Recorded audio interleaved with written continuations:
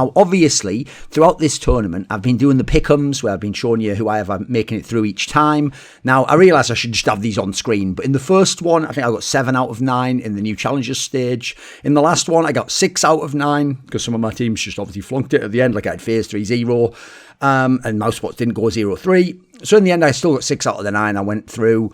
I'm on the laptop here, so I actually basically downloaded Counter-Strike and making it work on this laptop. I'm not going to do that right now. So what we're going to do instead is we're going to go old school, boys. You can go and you pick them yourself, but you just want to hear the... or whatever. I don't even know what those fucking sounds are. But basically, what I've done is I'll just put up basically the bracket. We'll talk through all the matches, which ones I'm going to pick. And at the end, I'll show you a scuffed version of what the pick and bracket would look like. So let's start off with the first matchup here, which obviously, we're not going to start at the top. We're going to go in the order the matches are actually played in the tournament, so you have more time to go and think about them. Well, I guess you don't, because I guess they lock them in now, but whatever. That's how we'll do it. So actually it starts at the bottom of the bracket and works its way up. So you start with Heroic versus Virtus.pro. Now, the first thing to say when Heroic plays Virtus.pro is this is not a matchup you get very often. I mean, basically, you didn't get it this year. There was no flit, obviously, until this tournament, which could be a big factor. I think Heroic has actually looked fairly underwhelming at this tournament. They've just crept through each of the phases. They should actually have 3-0'd all the phases for my money. I also think like their map pool isn't quite as strong as it used to be. They still look like they can play almost anything, but the actual level of the team doesn't look as good. Some of the fragging's a little bit off for what I would have expected. Some of them look, quite frankly, like not like they're onliners, but some of them didn't have that much actual like tier 1 LAN experience. Like, they used to be at the bottom of the tier 1 LAN, so they would be in the tier 2 LANs doing successful stuff. They haven't been an elite team with elite players like they have been online during the last year or two. So as a result, that is an issue for me. For VP, they're one of the hardest teams in the world to beat. They're amazing grinders. The flip factor's starting to come online, not fully yet. If they're going to win the tournament, that's probably going to have to happen later on in the playoffs. And I do think they've started to work their map pool back into an expanded phase as we used to have for them. It was quite shrunk at the beginning of the tournament when they were playing with the new player. So I think the interesting thing for here is, if Heroic has the kind of firepower they can and should have, if they're getting anywhere close to the online form and they've gotten rid of the LAN jitters, the tier 1 jitters, I actually think they're just the better team. And even though VP can extend them, Heroic can play on any map.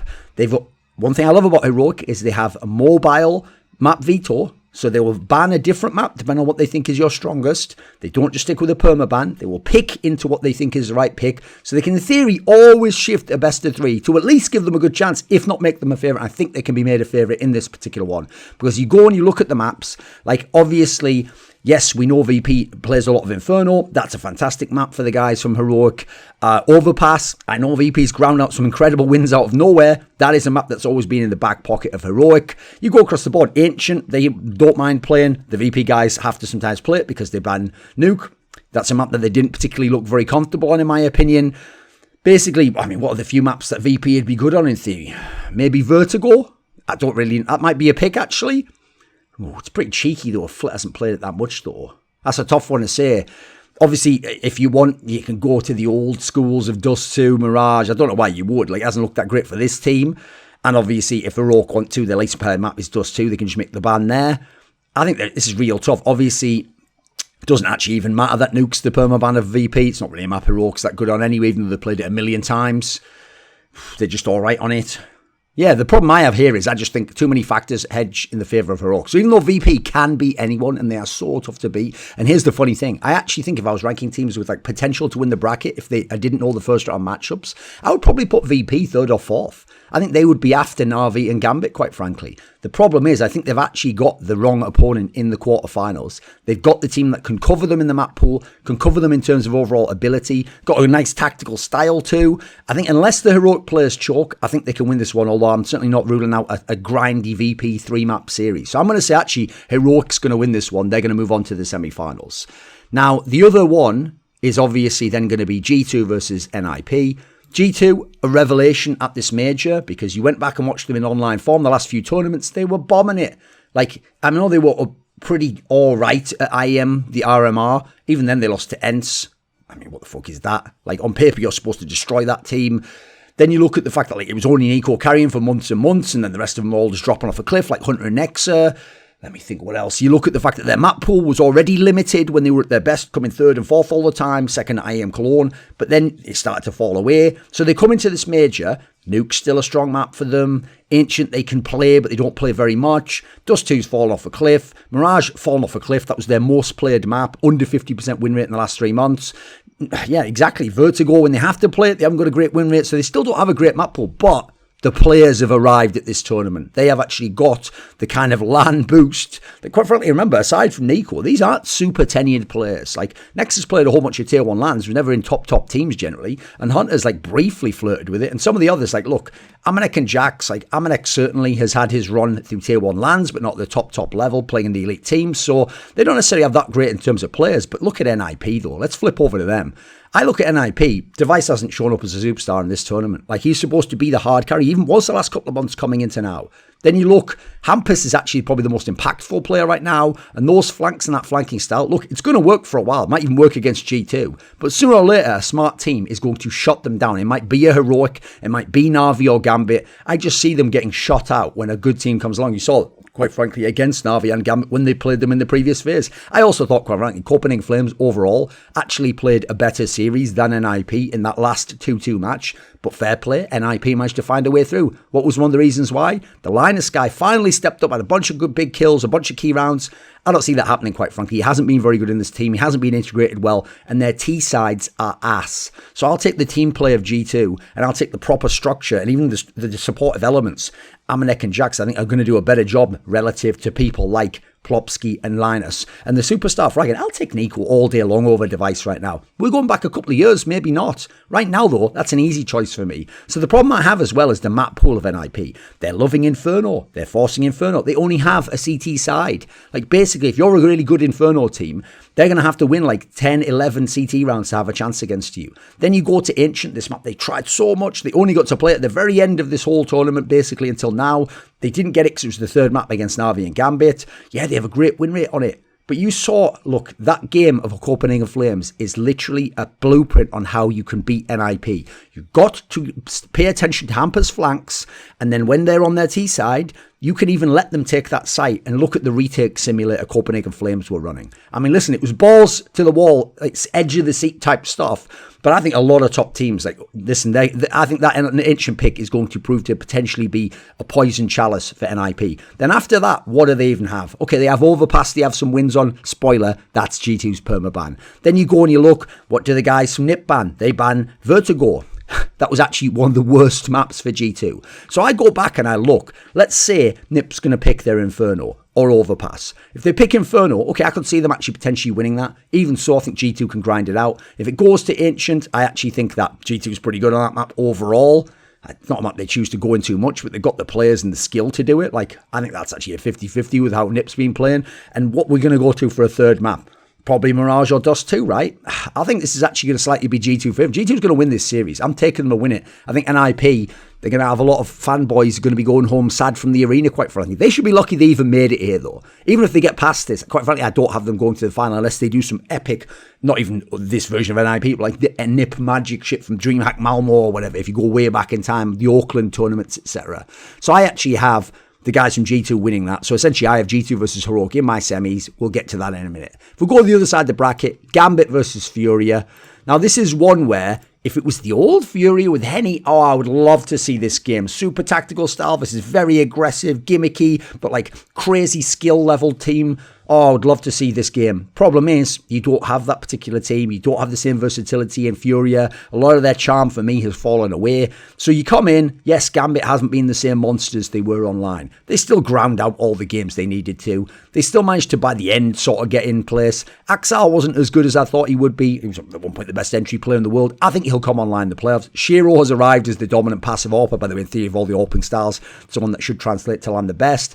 Hobbit's pretty good still. Nafany and Inter had their games and their moments. Like, I think this team, the good thing about this team, Heroic and Gambit are the most complete, well-rounded teams in this tournament. So for me, they can withstand individual players falling off, having a bad map, etc. They've also got fantastic map pools. So I think this is a team where you can have 2 or 1 out the stars turn up. The supportive elements can do it. You can have better supportive elements than your opponent in most cases. Main flaw right now. Now, they don't have the truly great IGL. Nafany has yet to show us that properly, and him thinking there's going to be no pressure. You don't know what you're talking about, mate. You've never been in the playoffs of a major. You're going to have a rude awakening, whether you win or lose. You don't think now there's any pressure. I play the shame on lands I don't like. You've never played in a major playoff final going on? You've been at a fucking LAN cafe or some shit at DreamHack Open. It ain't the same, bruh. That IAM Colonial Rat, that was LAN Light. That was Diet LAN. You never played a real LAN. This is full sugar shit. It's going to hit you like a bad version of Gamer Supps, because Gamer Supps, of course, keto-friendly, sugar-free, and it doesn't just hit you and make you spike and crash. Hits you, and then you get that nice smooth energy release. Code Thorin, Thorin, for 10% off Nefari if you want to actually get your shit together and focus for this game.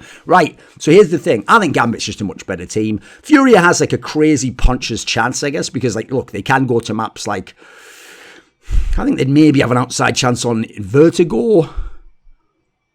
Obviously, Mirage is something that's in the mix whenever you play Gambit.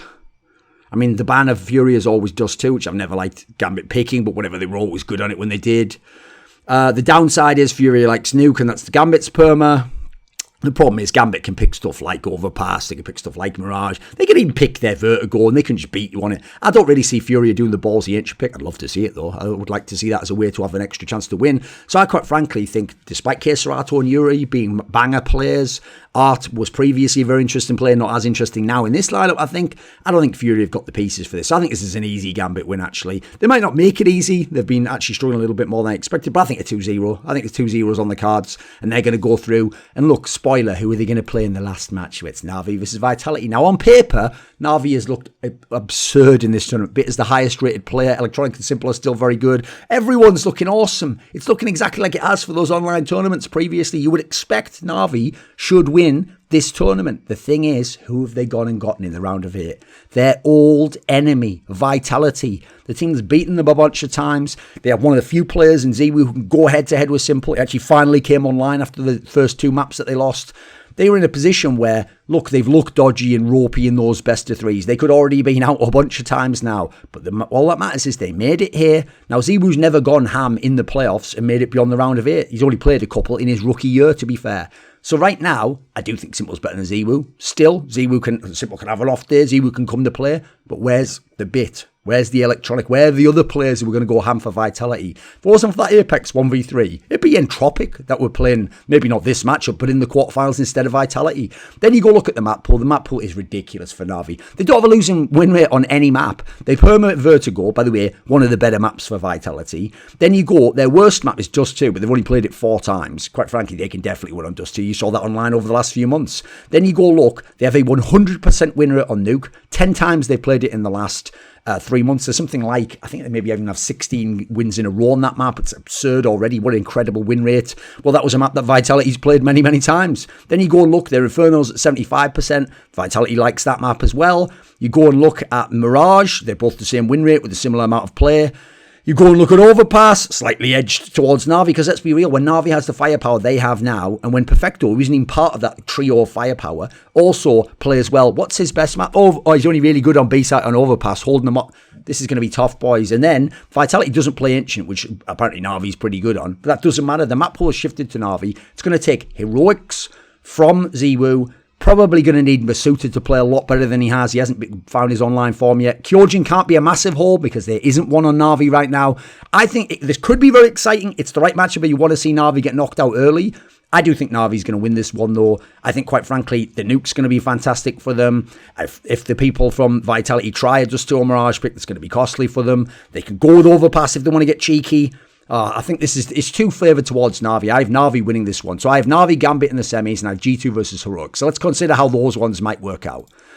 Basically, I think when Na'Vi plays Gambit, listen, if this was online Gambit, or if they get to that level, what a fucking amazing game. This is the real final if this happens. These are the 2 teams that should win the major.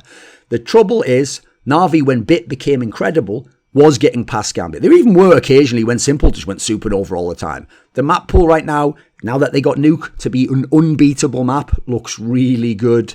I think actually this is where I know that Gambit doesn't play Nuke. Yeah, but that's the point. The map pool in general for Na'Vi is insane right now. They don't even have to pick into Nuke, quite frankly. So in this particular series, it doesn't matter where they go. Like I would like some classic play of just like Dust 2 Mirage. Let's see where the chips fall where they may. Obviously, Na'Vi can do some Inferno. That's one of the few maps that looks like you can damage Gambit on.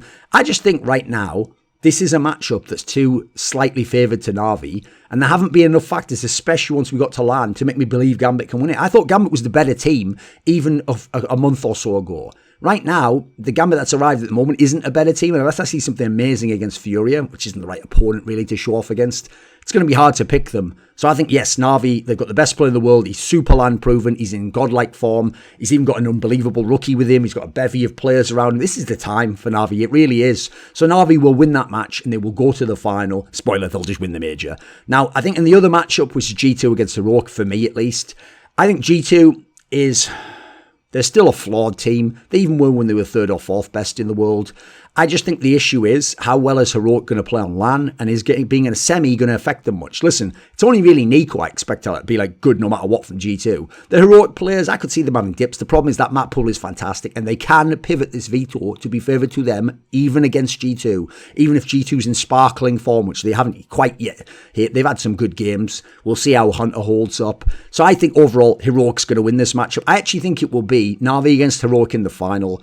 And again, Heroic's one of the only teams that can go head-to-head with the map pool of Na'Vi. Here's the problem. They don't have Simple. They don't have the same level of land-proven play as Electronic, Simple, etc. They don't actually overall have what it looks like, the poise and the nerve. Quite frankly, I mean, they haven't even won that many online tournaments the last few months, right? It was earlier in the year that they were looking exceptional. So I think Na'Vi wins the major. Simple completes his storyline. It's not even just me wanting that. Now, here's the thing. He has had the anime protagonist's story arc here. He has to play his old rival Vitality in the beginning of the round. Then he plays Gambit next, the team that was beating him from the CIS. And then he plays Heroic, one of the teams that he was battling early in the year and the end of last year. Give me a break. But what a great way to win the major. What are they going to say then if Simple wins the major? So spoiler, here's the scoffed version for you boys.